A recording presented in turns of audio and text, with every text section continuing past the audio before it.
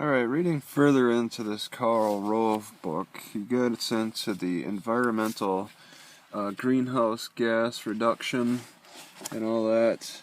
And he says that you can grow an economy and also reduce greenhouse gases. I don't I don't really buy that. It's hard to I'm not a scientist though. And I don't have all the facts, but it doesn't make sense that you can grow an economy in productivity and activity with machines and all that and reduce the greenhouse gases.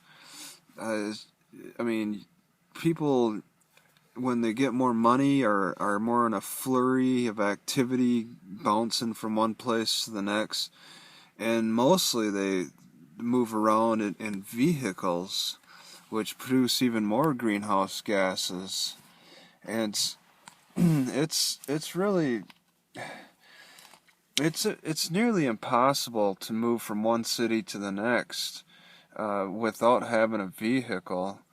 Uh, it's very unpleasant to reach, from what I've found, to reach some cities on foot or bicycle, just because of the heavy traffic you gotta fight against. You know, I keep telling myself I'm only going to do this once.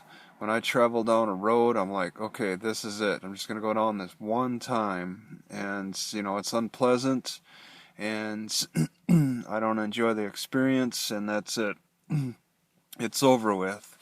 But I've done that on multiple occasions on many different roads, where I do it just one time just to see what it's like. And a lot of times, traveling from one city to the next, it's been pretty bad. Um, I'm just scared, and the traffic's whizzing by, and it's just it really it makes you more dependent on having to use a car and burn through that greenhouse gas, and it's seemingly unnecessarily.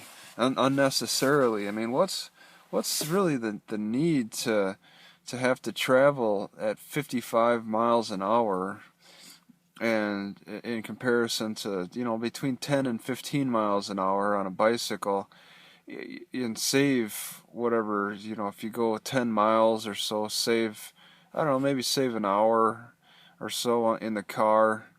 It really it doesn't seem that necessary to be so fast, because a lot of people, yeah, okay, the economy's picking up, so what, they're doing more work, they're able to quickly get to a far off location, maybe 10, 20 miles away from where they are, to do some computer inputting, or uh, to have a lunch date, or maybe to repair another car or something.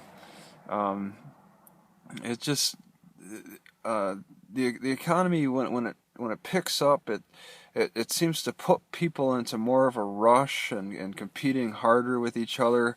And I don't see how the increased flurry is going to save on greenhouse gases. I don't see how increasing mobility and all that is well, it's the way that the mobility is being increased by building roads more friendly to cars. I don't think that's really helping out with greenhouse gases. Um, yeah, I guess as we're making cars more efficient, but they can only be so efficient. Gas can only do so much for a car, or in a car. The ultimate way to save money is to reduce the safety standards. Like there's no safety standards on a bicycle, pretty much. All the gears are open to you, but I learned when I was in Japan that the America puts on like an extra 500 pounds of safety gear compared to Japan. So Japan drives around in lighter cars generally, because they don't have the safety standards of America. So to make things more greenhouse efficient, you got to lower the safety standards. Um, and it doesn't sound like anybody's really working on that too much.